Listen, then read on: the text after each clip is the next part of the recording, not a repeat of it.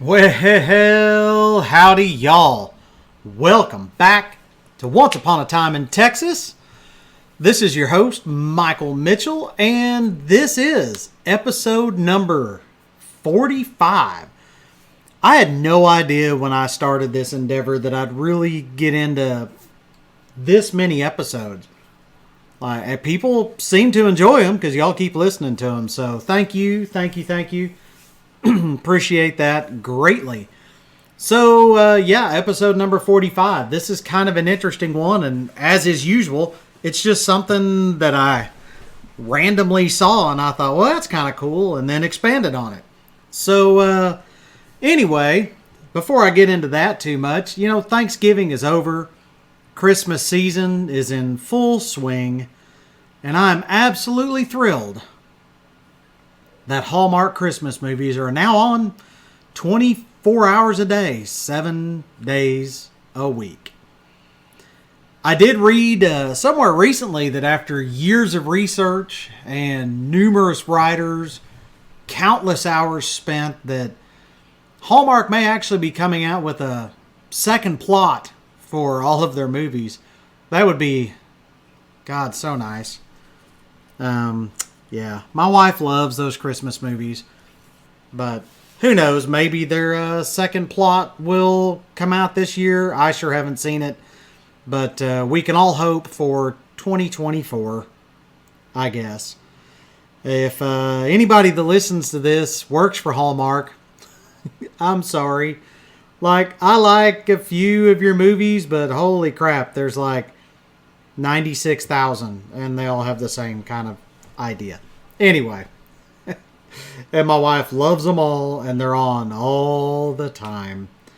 Anyway, I do love Christmas, though. I'm not a Grinch. I love Christmas. I love giving. I'm not a big guy on receiving. I mean, I'm not saying that I don't like to get gifts, but, for me, it's more about my family, my kiddos, making sure they have a good time. So, I hope you guys are gearing up to do the same thing. Same stuff that we are. Having a good time, getting together with family, and making those memories. Have you ever looked at a town or a place name and wondered where on earth they came up with a name like that? So, I do that fairly often. And strangely enough, or I guess appropriately enough, I tend to look them up. I kind of want to see what interesting history is behind the name or where it came from. And oftentimes I'm not disappointed. Excuse me, got a hiccup there. Oftentimes I'm not disappointed. So I guess come with me this week and explore a few of these place names and maybe learn a little history along the way. Before we do this, of course, want to thank our sponsors, me and American Mortgage Company. That's right. I know there are tons of people moving to and in Texas and Oklahoma. And I know a lot of y'all out there on the old interwebs do too. So let me help them out. Like I've told y'all before, I'm an independent mortgage loan originator. And big difference is I don't get paid unless we do loans. I don't have an office that I go to every day, and I don't have a ton of overhead that I have to pay for. I work directly with the secondary wholesale market to help you guys find the best rates, the best deals, basically the best of everything about buying a house. I will say that it is difficult in this business because, frankly, as most of y'all can fathom, nobody really wants what I'm selling. Pretty much everybody just wants the house. They don't want the mortgage and the payment, which I get it. I don't want a mortgage or a payment on my house either. And I've already paid it off once. And then we did a loan and did some work to it. Now we're paying it off again. So, I get it, folks. I get it. Interest rates are high. Housing prices are still a little high. But, man, I'm just telling you, if you find the house of your dreams, if you've got it in your heart that, you know what, by God, it is ready to buy a house or upgrade or downgrade, give me a call. Let me know. I would love to work with you if you are in Texas or Oklahoma or moving to either of those two states. And even if you're not, if you're moving to states other than those two, still give me a call. Because I have friends that I have met through this business kind of all over the country that are independents just like me, and I can point you in the right direction. So you know what? If you're going to do this, if you're going to get a house and you got to get a mortgage, why not work with someone who is at least a little entertaining and works pretty hard to make that process faster, cheaper, and easier? Someone like me. So if you know someone moving to Texas or Oklahoma, send them over my way. Send them over to my website at themichaelmitchell.com, TheMichaelmitchell.com. And as always, remember, I sell dreams, not mortgages. So there you go. So a few weeks ago, I'm talking to somebody fairly new in town, I guess. And we were talking about some of the town names around Wichita Falls. And, you know, just talking about like Electra was named after, you know, Electra Wagner. And so, you know, they owned the Wilbarger Ranch.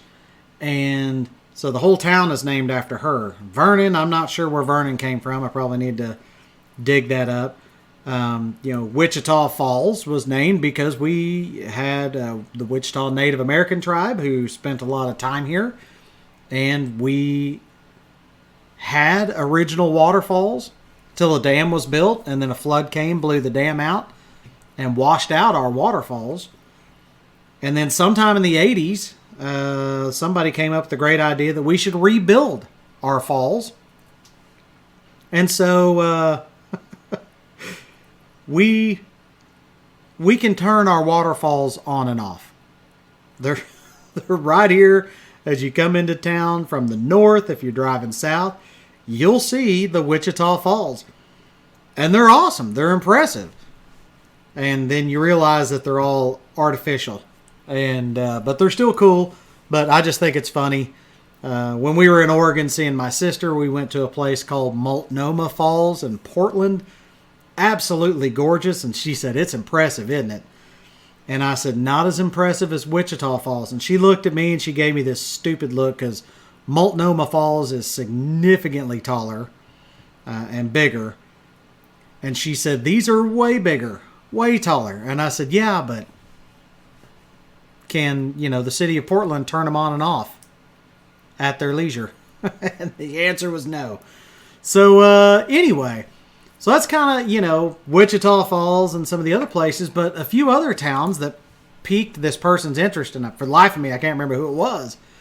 Towns like Quanah, Texas, Nocona, Texas came into the conversation. And like I said, I forget who was talking to me about it, but they said, you know, those are kind of different sounding names, you know. I wonder where they came from. You know, are they Native American? And I told them, well, they are Native American. And they're actually named after people. And this person, I do remember, kind of looked at me a little confused. And then I really threw him for a loop. And I said, well, actually, Nocona and Quanah are father and son. And that just blew their minds. So we're going to go ahead and hit on a couple of towns today. But the first one, in all honesty, I think it's like Traces of Texas Facebook group or something. Anyway, there's a Facebook group where somebody posts the Texas historical signs.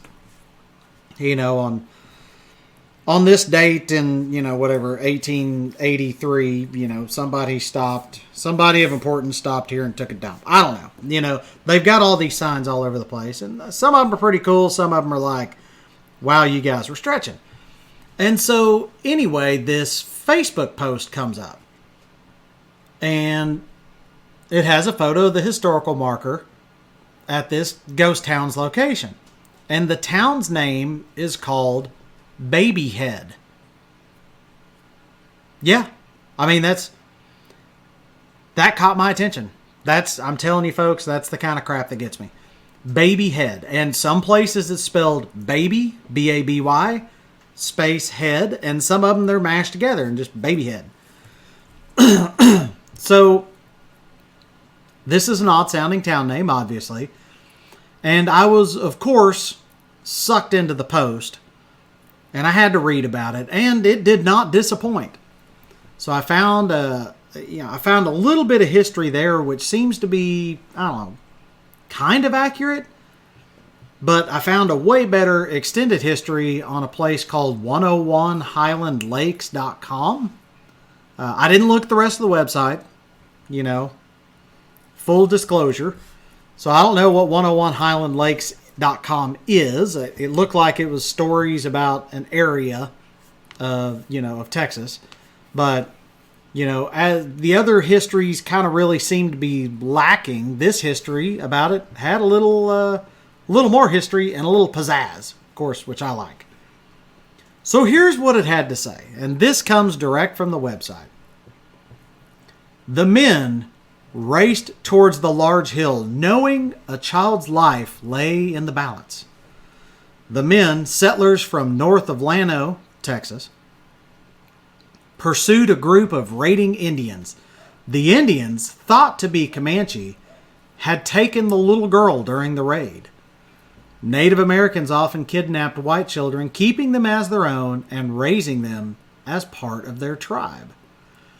The men raced along, hoping to rescue the girl. Up ahead, the party of Indians, some on foot and some on horseback, tried to outdistance the settlers.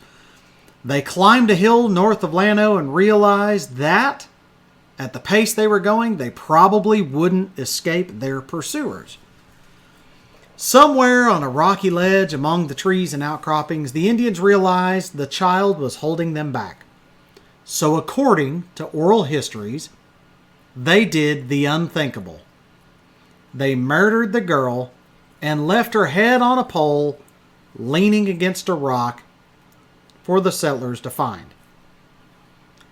Imagine the horror of the men as they climbed that hill and saw the scene.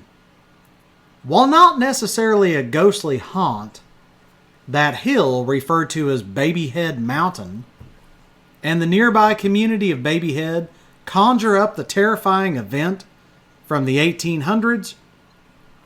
That's part of the Highland Lakes haunted past.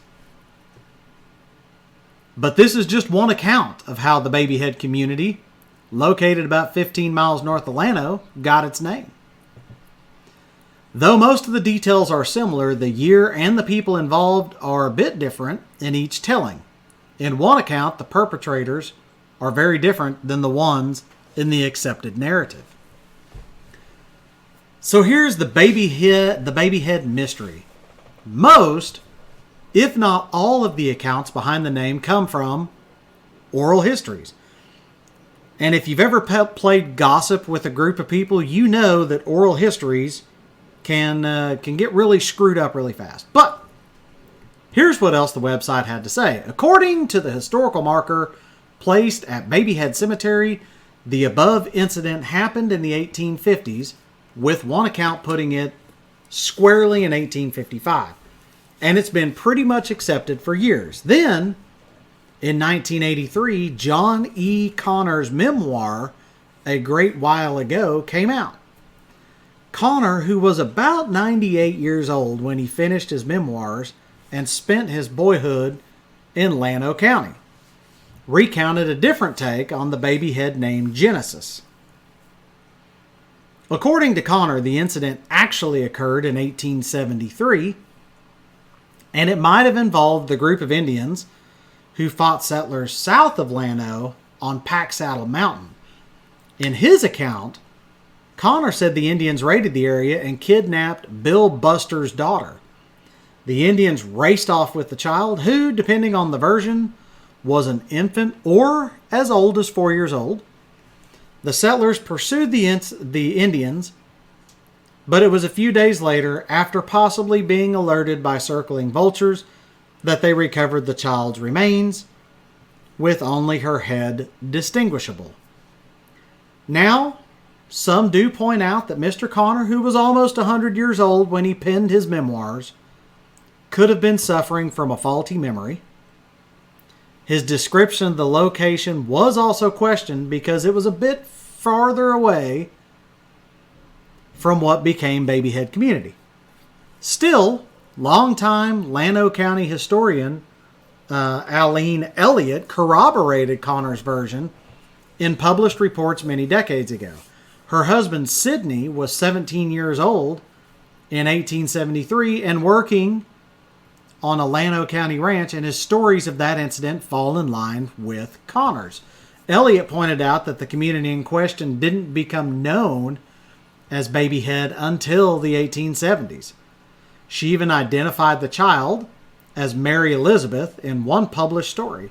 Considering the horrible scene the pursuers uncovered in the 1850s, is it possible they did not refer to the area and the mountain as Babyhead so soon after the painful event, because it would have been a grisly reminder of what happened?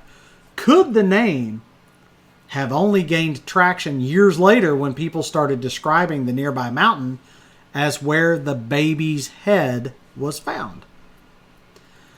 Or maybe these were two entirely different incidents. In the histories of settlers' westward expansion into Indian country, both sides committed atrocities against the other, including the killing of children on both sides, which brings us to another possible scenario in which the killers weren't Native American at all. So here's some of the facts. So the Babyhead community prospered in the late 1870s. In 1879, a post office was established as settlers and farmers and businesses pressed into the area. By the 1900s, Babyhead was a thriving community with a general store, blacksmith shop, cotton gin, churches, and even a school. And it did go by Babyhead, though many people in the area spelled it Babyhead all smushed together. However, like many towns that dotted the Texas landscape in the late 1800s and early 1900s, Babyhead succumbed to progress, as it often does. With its proximity to Llano, a larger town to the south, the improvements in transportation, people started moving away. In 1918, the post office closed.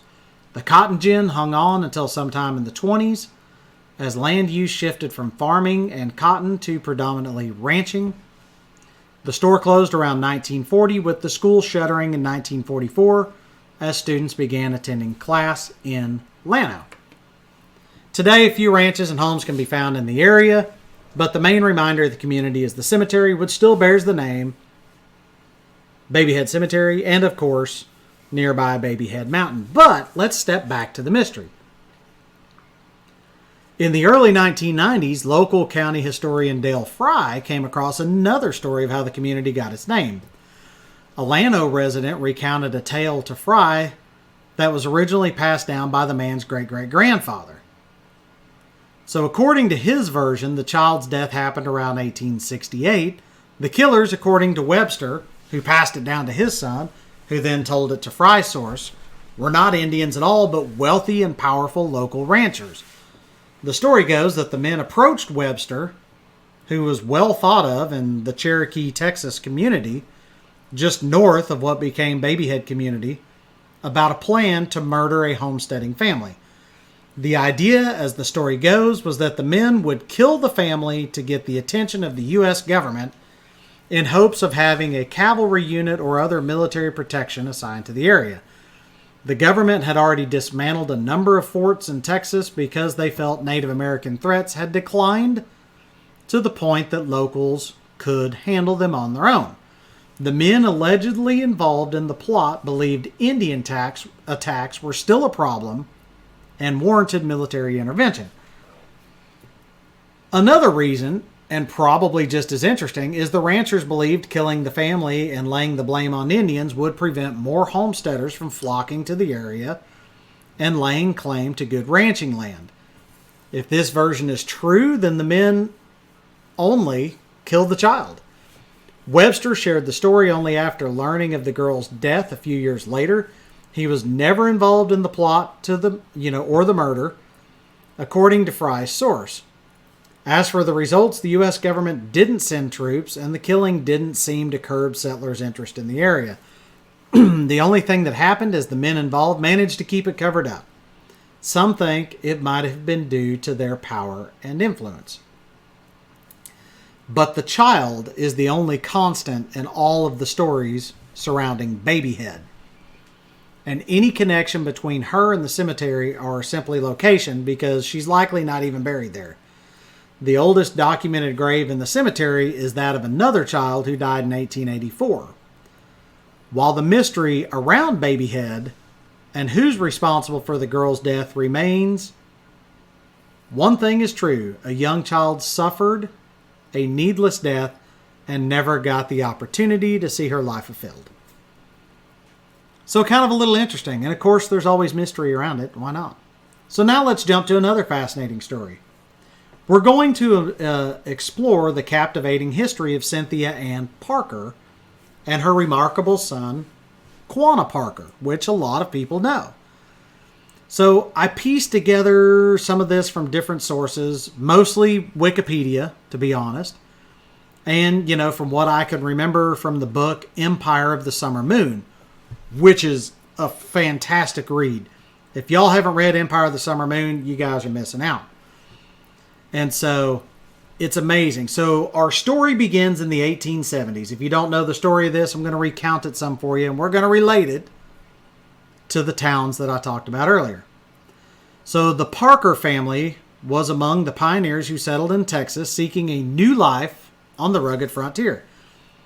Cynthia Ann Parker was born to Silas Mercer Parker and Lucinda Parker in Crawford County, Illinois. Her birth date is uncertain. According to the 1870 census of Anderson County, Texas, she was born in 1824 or 25. Originally, her middle name was Anna, but over the years it was changed to Ann. When she was 9 or 10 years old, her grandfather, John Parker, was recruited to settle his family in north central Texas. He was to establish a settlement fortified against Comanche raids, which had been devastating the American colonization of Texas and northern Mexico.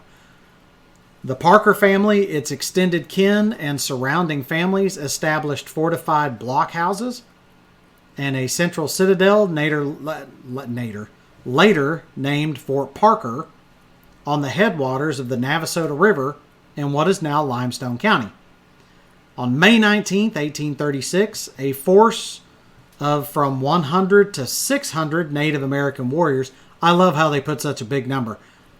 Could have been 5 Native American warriors, but they would say, estimated 100 to 600. I guess we don't really know. So anyway, 100 to 600 Native American warriors, composed of Comanche and Kiowa and Kinchai allies, attacked the community.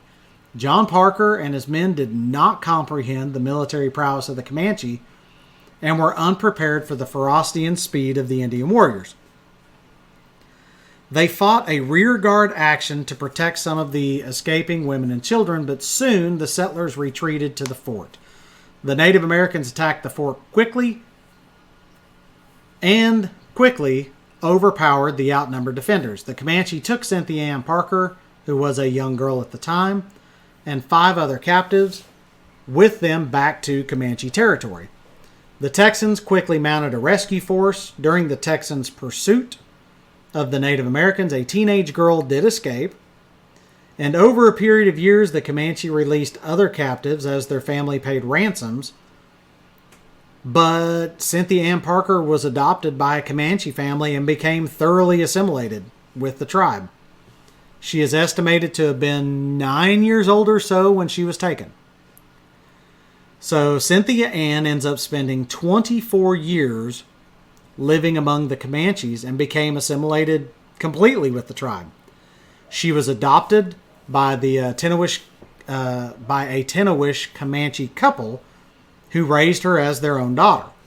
So she became Comanche in really every sense of the word, and she marries a guy named Petah-Nocona. And he was a chief and is the namesake of Nocona, Texas. And really, Nocona, if you guys don't know, is about 45 miles east of Wichita Falls. Great town. They've got some cool stuff going on over there. So check it out. So she marries Petah-Nocona, and he's a chief. So they enjoyed a happy marriage. And as a tribute to his great affection for her, he never took another wife. even though it was very traditional for chieftains to have several wives during that time. He loved her, thought she was wonderful, never took another wife. Or maybe she was just a lot to handle. I don't know. But the great affection thing sounds awesome. I like that. Probably she was just full of piss and vinegar and he thought, geez, I can't handle 2 or 3 wives. One's enough. So anyway, they end up having 3 children. So we've got Nocona, Texas, named after Peta Nocona, a chief. And then his first son is Quanah, who becomes the last free Comanche chief and the namesake of Quanah, Texas, which is about 90 miles northwest of Wichita Falls. And then they had a kid named Pecos, or also noted as Pecan, and then a daughter named Topsana, which is kind of translated to prairie flower. So in December 1860, after years of searching at the behest of Parker's father and various scouts, a band of Texas Rangers led by Lawrence Sullivan Ross discovered a band of Comanche deep in the heart of Comancheria that was rumored to hold an American captive. In a surprise raid, the Rangers attacked the group of Comanche in the Battle of the Pease River, which the Pease River is out by Quanah, Texas. After limited fighting, the Comanche attempted to flee. Ranger Ross and several of his men pursued the man who had appeared as the leader and who was fleeing alongside a woman rider. As Ross and his men neared, she held a child over her head. The men did not shoot, but instead surrounded and stopped her. Ross continued to follow the chief, eventually shooting him 3 times. Although he fell off his horse, he was still alive and refused to surrender. Ross's cook, Antonio Martinez, identified the man as Peta Nocona and killed him there on the spot. So the Rangers began questioning the woman that was fleeing with Nocona and other surviving Comanche. And in broken English, she identified herself and her family name. Her information matched what Ross knew of captives taken in the 1836 Fort Parker massacre. So Ross sent Parker and her daughter to Camp Cooper and notified her uncle, Colonel Isaac Parker, that she had been returned. So he took her to his home in Birdville. Parker's return to her birth family captured the country's imagination. Like, this was a huge deal, guys. In 1861, the Texas legislature granted her a square league of land. It's about 4,400 acres, and an annual pension of $100 for the next 5 years. They appointed her cousin, Isaac Duke Parker, and Benjamin F. Parker as her legal guardians. However, Cynthia Ann Parker never adjusted to her new surroundings. Although white and physically part of the community, she was uncomfortable with the attention that she received. Like everybody, I've read accounts of this, everybody wanted to look at her, everybody wanted to talk to her, all this kind of stuff. And so she was just really uncomfortable with the attention. Her brother, Silas Jr., was appointed her guardian in 1862 and took her to his home in Van Zant County. And then when he entered the Confederate Army, for the Civil War, she went to live with her sister, Orlena Parker O'Quinn. Some said that she missed her sons and worried about them. Another thing is that she was kind of seen as a bit of a sideshow or an oddity of sorts. So no one could really fathom the fact that she had more or less become Comanche and had given up her whiteness, I guess, for lack of better words. So one of the most famous photographs out there of her is of her breastfeeding her daughter, Topsana, Prairie Flower. This photo is really considered racy at the time, and lots of people really thought that it showed how savage and uncultured she had become during her captivity. Because although most everything is covered, you can see, part of her breast. And I mean, she's obviously sitting there breastfeeding, which is just, I mean, even now people flip out about breastfeeding. So think about this in 1863 or 4 and this photograph getting passed around. Like, it's a big deal. Very racy. In 1864, Cynthia Ann's daughter, Topsana Prairie Flower, catches influenza and ends up dying of pneumonia. So Cynthia Ann is stricken with grief.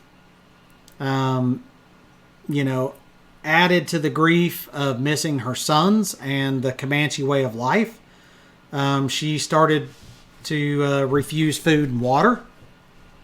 She held out for a long time, I guess. She ended up dying in 1871 at the O'Quinn home and was buried in Foster Cemetery on County Road 478 in Anderson County near Pointer, Texas. So in 1910, Cynthia Ann Parker's son, Quanah, moved her remains and had them reinterred in Post Oak Mission Cemetery near Cache, Oklahoma, which basically, after he surrendered and everything, that's where he lived. And then when he died in February 1911, he was buried next to her. So their bodies were moved in 1957 to the Fort Sill Post Cemetery at Fort Sill, Oklahoma. If I remember right, I think it was mostly due to like grave robbers and stuff. So I'm not sure. But I kind of remember there being something about that. And I remember something about Quanah Parker's skull actually having been taken and maybe had by the Skull and Bones Society. I don't know. I just kind of remember hearing something about that, but I haven't looked into it much. So, in 1965, the state of Texas had Prairie Flower's body moved from her grave in Edom, Van Zandt County, Texas, to be reinterred near her mother and her brother, Quanah. Another interesting note, kind of in pop culture history, is if you've ever seen the movie Dances with Wolves, the lady character in that, the main lady character, is named Stands with a Fist. And that is actually modeled after Cynthia Ann Parker, as in the movie, her family is killed by Indians when she is a young girl, and she is taken in by the tribe and assimilated into their way of life. The screenwriter Michael Blake has acknowledged that the character was written based on accounts that he'd read about Cynthia Ann Parker, which is kind of cool. So we're getting a little long in this, but I think I'd be remiss if I didn't talk for just a minute about Quanah Parker. So Quanah Parker, born in the late 1840s, raised in the Comanche culture, and grew up to become a respected leader and warrior within his tribe. His life would become intertwined with basically the changing landscape of the American West. And I think that's why, he is really so notable, is a lot of people link Quanah Parker, surrendering basically to kind of the taming of the American Wild West frontier. And it's kind of true. It all kind of coincides, Railroads are making their way. The buffalo are just about extinct. And basically, the last of the wild and savage Indians have surrendered and are being tamed. To kind of sum it up, that's kind of the way people looked at it. So, as the American frontier expands, conflicts between the Native American tribes and settlers escalated. So, Quanah Parker emerges as this key figure during this very tumultuous period. You got to remember, a lot of the settlers moving west didn't like the Native Americans. And the Native Americans, rightly so, didn't really like the settlers. Basically, we were taking over their land. And so, anyway, Quanah Parker ends up advocating a lot for his people's rights and fighting to protect Comanche lands and their way of life. And he's done a good job of it. He did a good job of it. The Comanche tribe still does pretty well, from my understanding, in Oklahoma, as a lot of the tribes do. So, in the late 1800s, you kind of see the end of the Indian Wars. Quanah Parker, ultimately surrenders to the U.S. authorities in 1875. He becomes one of the last Comanche leaders to do so. And like I said, he works and advocates for Native American rights, and played really a very crucial role in the transition to Native Americans being on reservations. So he worked very hard, and there's lots of stuff out there about him, to bridge the gap between Native American and white cultures. He did try very hard to do so. He advocated for education and land rights for his people. So his legacy really endures to this day.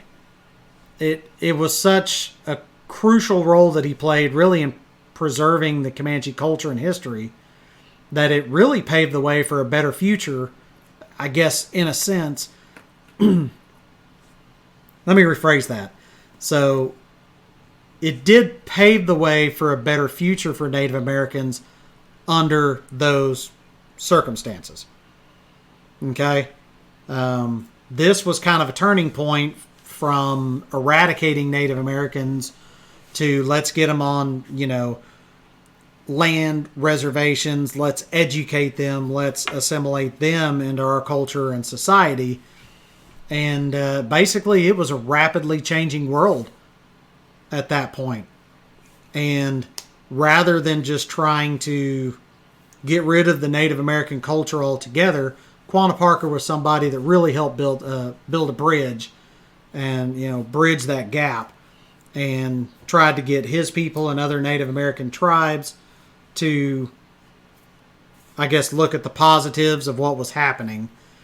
And yeah, basically, the work he did still has a huge impact on Native American affairs to this day. So, yeah, if you get a chance, read Empire of the Summer Moon. Flowers of the Killer Moon is a movie that's come out. I think that's mostly about the Osage, which I did live up in Hominy, Oklahoma, outside of the Osage Reservation for a time when I was younger. And so, yeah, I encourage y'all, go check that out. The history is amazing. And remember, it is history, folks. It's not something we want to erase. Whether you agree with how the Native Americans were handled or not, it's still history. And it's still interesting. So, there you go. 3 Texas place names and a little bit of history to boot. So what do y'all think? Let me know what other kind of weird or off the beaten path interesting Texas history you'd like to hear about. Again, I want to thank our sponsors, me and American Mortgage Company. Keep in mind, if you know someone moving to or in Texas or Oklahoma, send them my way. Send them over to themichaelmitchell.com, THE-michaelmitchell.com. And remember, I sell dreams, not mortgages. So also, like I always do, go check out my other Facebook page that I hope to be doing something with in January called Your Bucket List, Y-O-U-R Bucket List. The whole idea is just making the world a better place by helping people mark things off their bucket list, which I think would be pretty cool. This is not a money thing. This is not a fundraising thing. This is merely about a group of people making connections to help someone mark something off their bucket list. It's just a cool idea, something that popped in my head, and I couldn't let it go. So we're still growing that group, and I'm still trying to figure out how I want to manage that, because that's going to take a lot of time and effort. So got some other big announcements coming up, hopefully with Your Bucket List.